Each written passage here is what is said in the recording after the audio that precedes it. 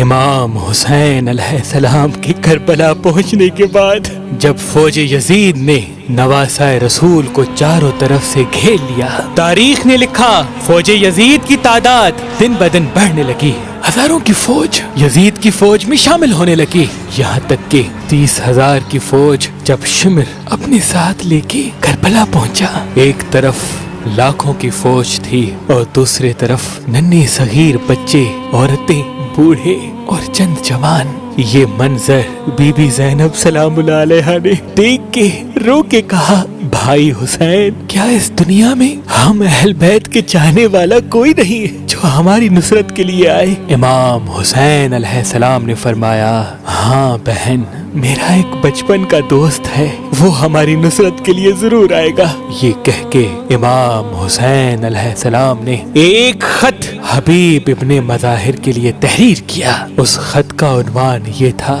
بسم اللہ الرحمن الرحیم، انا للہ و انا الیہ راجعون۔ اے حبیب، تم پر سلام ہو، شاید تمہیں معلوم نہیں، 2 محرم سے فوج یزید نے چاروں طرف سے نواسۂ رسول کا رستہ روک رکھا ہے۔ اے حبیب، میرے ساتھ رسول اللہ کے گھر کی بیٹیاں اور صغیر بچے ہیں، اگر تم اس بے وطن رسول اللہ کے نواسے کی مدد کرنا چاہتے ہو تو عصر عاشور سے پہلے آ جانا، ورنہ ہماری ملاقات روز محشر ہوگی۔ والسلام، تمہارے بچپن کا دوست حسین ابن فاطمہ۔ بس جناب حبیب ابن مظاہر تک جب یہ خط پہنچا، آپ نے خط کو چوما، اپنے گھر میں پڑھنا شروع کیا تو آپ کی زوجہ چیخ اٹھی اور کہنے لگی، اے حبیب، چلو میں بھی تمہارے ساتھ چلوں گی۔ حبیب ابن مظاہر نے کہا، امام حسین دشمنوں کے گھیرے میں ہیں، تم وہاں کیا کرو گی؟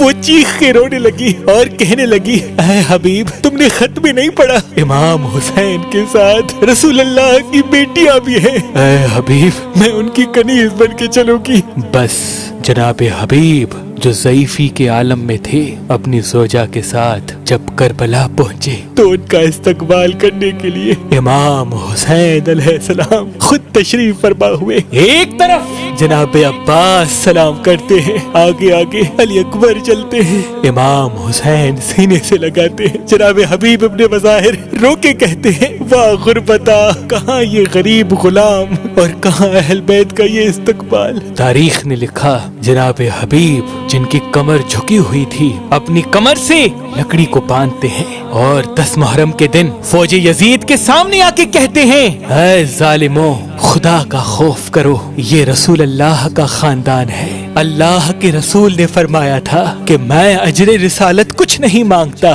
سوائے اس کے کہ میری اولاد سے محبت کرنا۔ اے ظالموں، یزید کی دولت کے سامنے، اس کی طاقت کے سامنے نہ بھولو کہ یزید کی طاقت سے بڑی بھی ایک طاقت ہے، کیا منہ دکھاؤ گے روز محشر اللہ کے رسول کو؟ شمر اور عمر بن سعد کہنے لگے، اس بوڑھے کی آواز نہ سنو، حملہ کر دو، اور یوں 300 افراد مل کے ایک بوڑھے حبیب ابن مظاہر پہ حملہ کرتے ہیں۔ کافی دیر جناب حبیب ابن مظاہر لڑتے ہیں، کہیں سے شوق ابن ضیاء بھالا پھینکتے ہیں، اور یوں رسول اللہ کے گھر کا یہ عاشق حبیب ابن مظاہر زمین کربلا گرتے ہیں اور مدینے کی طرف منہ کر کے کہتے ہیں، سلام یا رسول اللہ، اپنے اس غلام کا خون جو امام حسین کے قدموں میں بہا قبول ہو، جو امام حسین کے قدموں میں بہا قبول ہو۔